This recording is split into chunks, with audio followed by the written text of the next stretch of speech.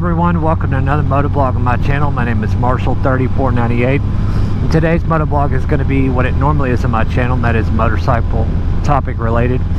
Today's motovlog topic I'd like to talk about is the 1 year and about 5,500 mile review of my 2016 Yamaha FJR 1300 ES. Mine is electronic suspension model. There's lots of pros and just a few cons that I've noticed living with a bike for a year. You know, taking day trips, commuting, stuff like that. One of the main things, my selling point on this bike is I wanted a bike for touring. And yes, the FJR is a very complete touring motorcycle, and it has the riding position that's comfortable for long trips, day rides, commuting. It's a good all-arounder, except for going off-road, of course, because I don't know who would take a 635-pound bike once it's full of fuel on even a gravel road other than their driveway. So,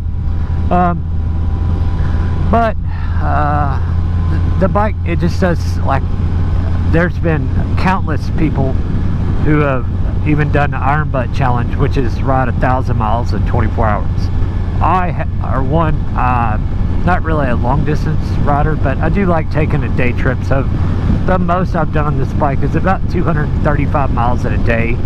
I live in the East Tennessee area near Bristol, Tennessee, and I took the back way up 11W to Knoxville and there and back without taking the interstate, because, you know, who wants to take the interstate on a motorcycle unless they just have to? Not me. Hopefully Mike, my new mic setup, it's picking everything up good in this, because it's very windy and I'm headed right into a headwind, so hopefully the audio is good. But, you know, the riding position is fine for me. I'm 5 foot 10 inches tall with a 32-inch inseam, and I weigh 175 pounds, and I can almost flat foot the bike. It has a little bit of a high seat height with the seat in a lower position. I think it's right at 30, maybe 30 and a half inches, somewhere in there. Not sure on the exact specs of some of the stuff. I just know what the bike, like I said, is like to live with day to day. I mean, I can, like I said, I can touch about 3/4 of my feet on it, but the bike has a big gas tank, 6.7 gallons, and it is a wide and long gas tank. So it does, however, eat up a little bit of your inseam. That's why I can't quite flat foot it. I can if the ground is totally flat and it's not kind of concaved from, you know, where the road has a higher pitch in the middle and lower on the sides from just worn down road.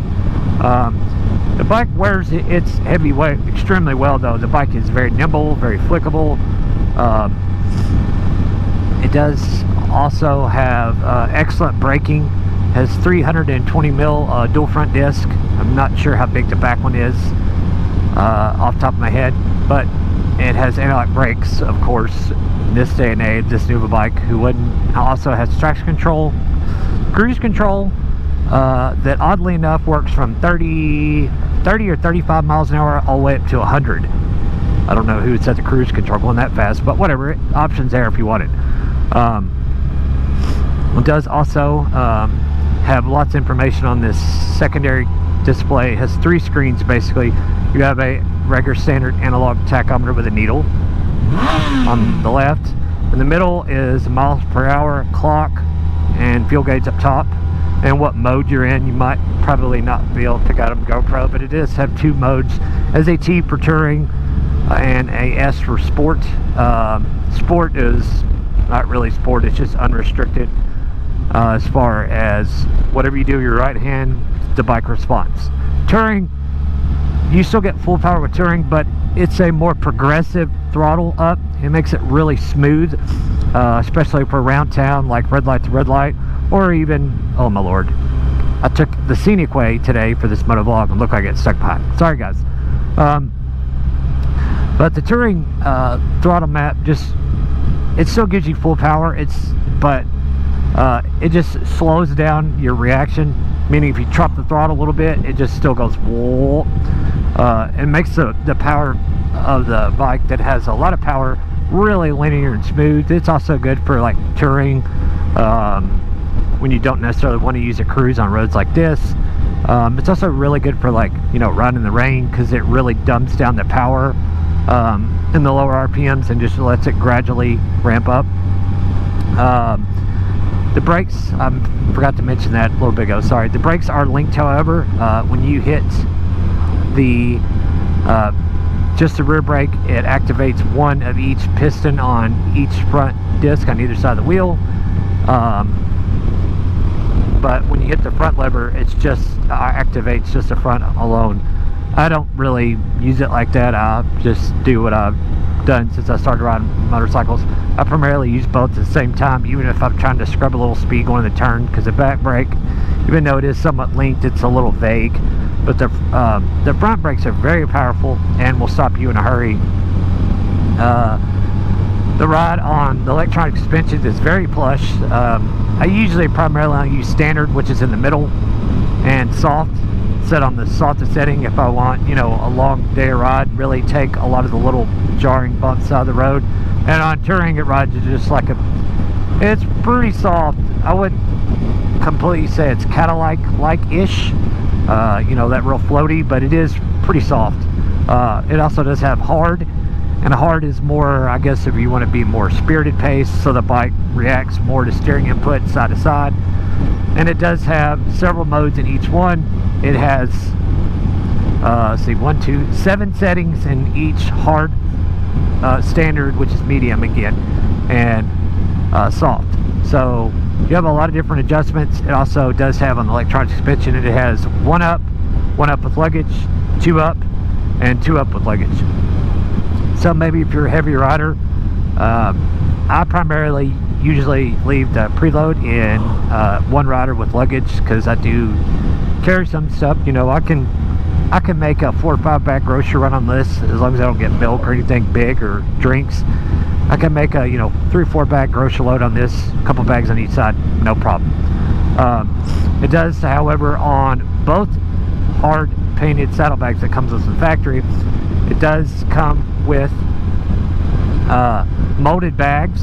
And if your bike doesn't come with them, if you buy it like secondhand or used, you can still find those online. They're pretty reasonable, about $30 for both of them, and they're molded to the bag. So as long as you don't completely overstuff the bag like I've done before, then all your stuff for the weekend can be held up both sides, no problem. And there are 30 liters per bag, meaning 30 liters per side.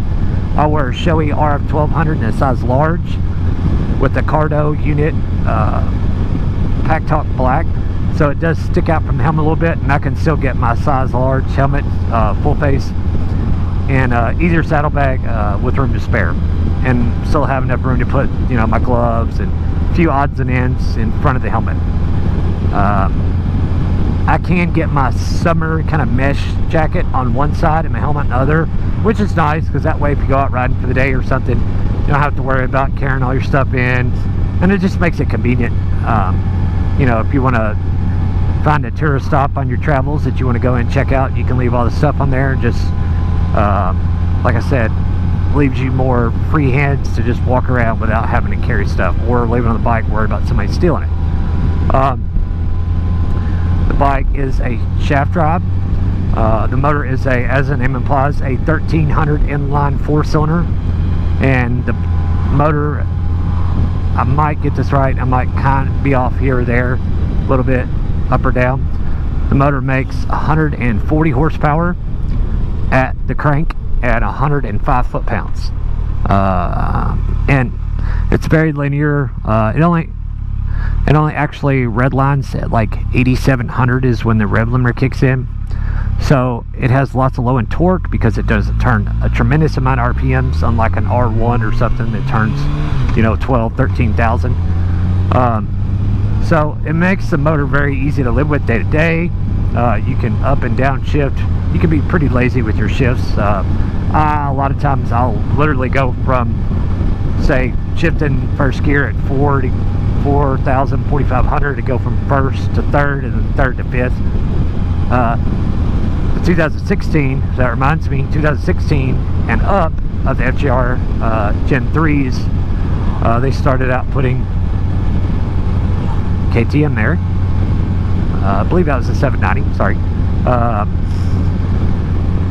In 2016 and up, they made a few updates to the motorcycle, being a few little odds and ends, not a whole lot, but the main thing they did in 2016 and up is put a 6th gear on the bike and use helicut gears to make the transmission shift smooth, and it does shift very smooth. There's not much clunk at all, up or down, especially up. Neutral is very easy to find.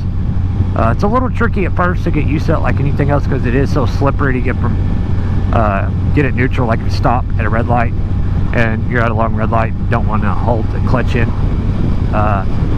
But they did also in 2016 put all LED lights on it, turn signals, brake light, headlights, everything, which is nice. And the headlights are amazingly bright to have that kind of bluish tint color to them, like some of the modern day kind of luxury cars. And you know, the bike's wide, so it has a headlight on each side, so your headlights are really wide as far as how much light it throws out, and it does throw pretty far. It's about 75% of what your average run-of-the-mill car headlights would be, to give you perspective.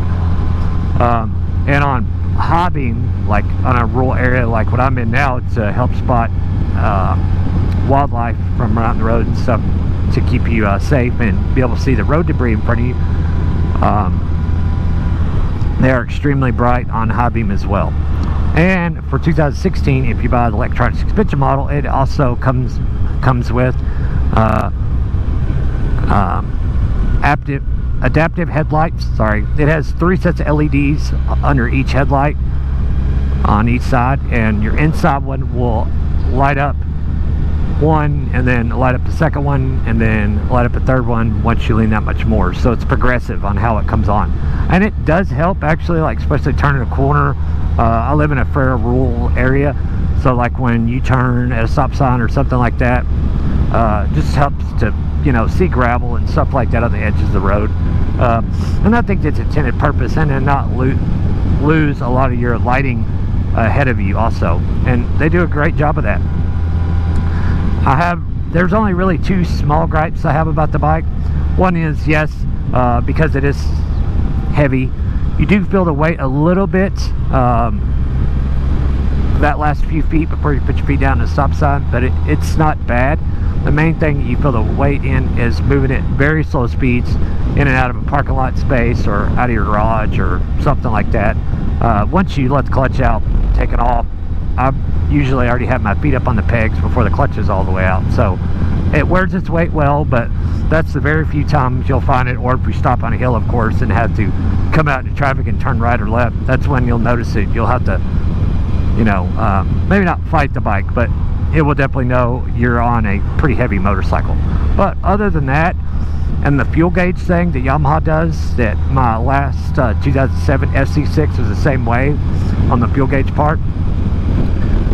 They're really, really extremely